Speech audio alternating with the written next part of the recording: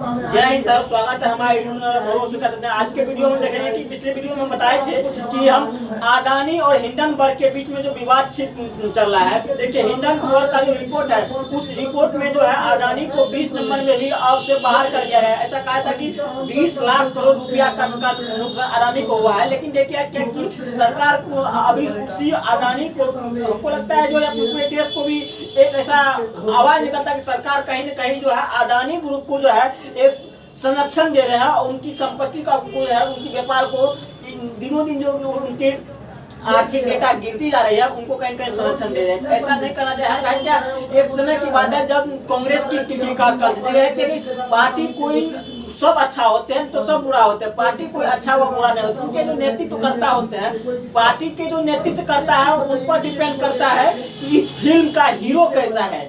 देखिए, मेरा बात को थोड़ा गौर से समझिए कि फिल्म का मेन फोकस उस हीरो को होता है कि हीरो उसने नेतृत्व कैसे करता है। जिस कारण से देखिए कि कांग्रेस का जो सबसे पहले प्रधानमंत्री थे पंडित जवाहरलाल नेहरू थे। पंडित जवाहरलाल नेहरू के जो कांग्रेस को लीड किए, उनके बाद देखिए उसके कार्यकाल में मनमोहन सिंह जो कांग्रेस को लीड किए। तो होता क्या कि नेता पर किसी पार्टी का जो है अस्तित्व डिपेंड करता है। यही कारण है अभी भाजपा है। भाजपा में एक समय ऐसा भी था कि अटल बिहारी वाजपेयी पूरी भाजपा को लीड करते थे और अटल बिहारी वाजपेयी जो करते थे पूरी भाजपा पार्टी में जो है, भारतीय जनता पार्टी में जो है वही होता था। तो अभी अभी जो नरेंद्र मोदी है, अभी नरेंद्र मोदी उन्हें लीड कर रहे हैं, पार्टी को लीड कर रहे हैं। कि होता क्या है कि भले ही पार्टी के अन्य पद वगैरह वगैरह में व्यक्ति बैठे रहते हैं, मगर अभी देश में गृह मंत्री है, देश की सारा पावर जो है गृह मंत्री के पास होते हैं। गृह मंत्री एक मजबूत स्तंभ होते हैं देश में, जो पहले जो उप प्रधानमंत्री के पद से सुशोभित थे। जिस कारण से देखिए है क्या है कि जब देश आजाद हुए थे उस समय में जो है सरदार वल्लभ भाई पटेल भारत के प्रथम उप प्रधानमंत्री का पद स्वीकार किए थे। बाद में उप प्रधानमंत्री को ही चेंजिंग करके जो है उन्हें गृह मंत्री रख गया था। देश के आंतरिक मुद्दा को सिमटने में, सुलझाने में, आंतरिक व बाहरी मुद्दा को भी सुलझाने में गृह मंत्री एक बहुत ही महत्वपूर्ण भूमिका अदा करती है।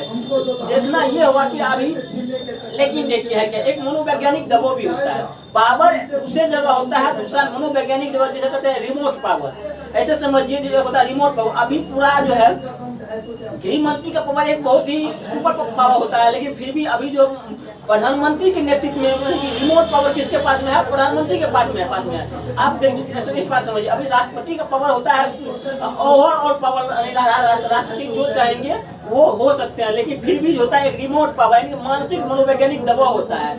इस कारण से जब कांग्रेस के कार्यकाल, आइए हम इन बातों को इसलिए जानते हैं, जब कांग्रेस के कार्यकाल थे उस समय में, जिस समय में मनमोहन सिंह की सरकार थी, उस समय में जब देश की आर्थिक व्यवस्था जब बहुत ही देखिए, अभी अडानी का आर्थिक अस्तित्व गिर रहा है, उस समय में देश का आर्थिक अस्तित्व। उस समय में जो है मनमोहन सिंह क्या थे, वो गवर्नर थे, आरबीआई के गवर्नर थे। और आरबीआई के गवर्नर होने के बावजूद उन्होंने जो देश के आर्थिक अर्थव्यवस्था को बचाया, उन्हें उनकी देखती हुई मोनोपोलिसी यानी इकोनॉमिकल पॉलिसी, क्योंकि वो पहले आरबीआई के जो थे वो आरबीआई के गवर्नर भी रह चुके थे।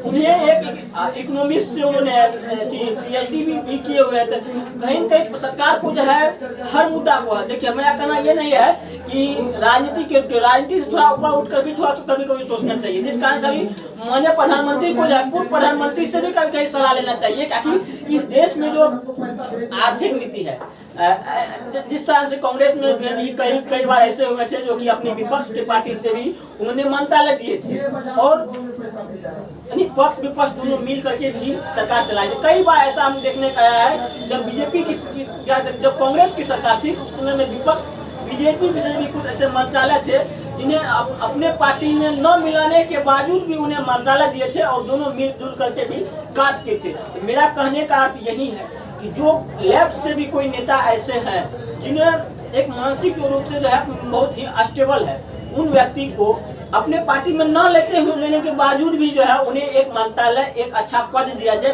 उस पद से जो है एक देश को एक इकोनॉमिकल कंडीशन जो है वो किस तरह से मजबूत है। जिस कारण से देखिए है क्या, अडानी ग्रुप में होता क्या है कि हमेशा सीईओ को चेंज करता है। जो आईएएस आज देखिए जो पढ़ लिख करके यहाँ IAS बनते हैं, वो जो रिटायर IAS होते हैं, जो IAS अधिकारी जो रिटायर होते हैं, वो जाते हैं अडानी के क्या CEO बनते हैं। बताइए, इतना पढ़े लिखे व्यक्ति जो रिटायर हुए वो जाकर के अडानी अंबानी, उनके आने वाले जनरेशन भी होंगे, वो अगर नहीं भी पढ़ेंगे तो क्योंकि नहीं पढ़े, उनके पास तो बिजनेस सही है, और नहीं पढ़ने के बावजूद भी जो पढ़े लिखे व्यक्ति वो अनपढ़, उनके जो आने वाले जनरेशन है उनके जो है जाकर के वो CEO बनेंगे। ऐसा होता है कि पैसा का भी एक बहुत बड़ा पावर होता है। तो हालांकि देखिए है कि देश एक आर्थिक व्यवस्था से तभी मजबूत होगा जब उनका व्यापार मजबूत होगा। तो है क्या कि किसी एक व्यक्ति से मजबूत होने से नहीं होगा।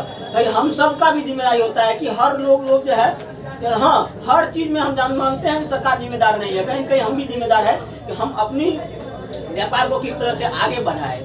लेकिन जहाँ तक बात है, जो लोग पूरे देश में टैक्स का पैसा चुरा करके सरकार से चुराते हैं, देखिए अडानी ऐसा नहीं है कि वो सिर्फ जनता से धोखा करते हैं। जब वो टैक्स का पैसा सरकार को क्या डेटा सही देते हैं, डेटा सही नहीं देते हैं। क्या जिस समय में नोटबंदी हुए थे उस समय में अडानी के घर में काला धन नहीं था, लेकिन फिर भी क्या वो सारा काला धन का जिस कारण से अमीरों को इतना लाइन में लगना पड़ा, वैसा अडानी को नहीं करना, उसे घर बैठे ही सारा काम हो जाता है।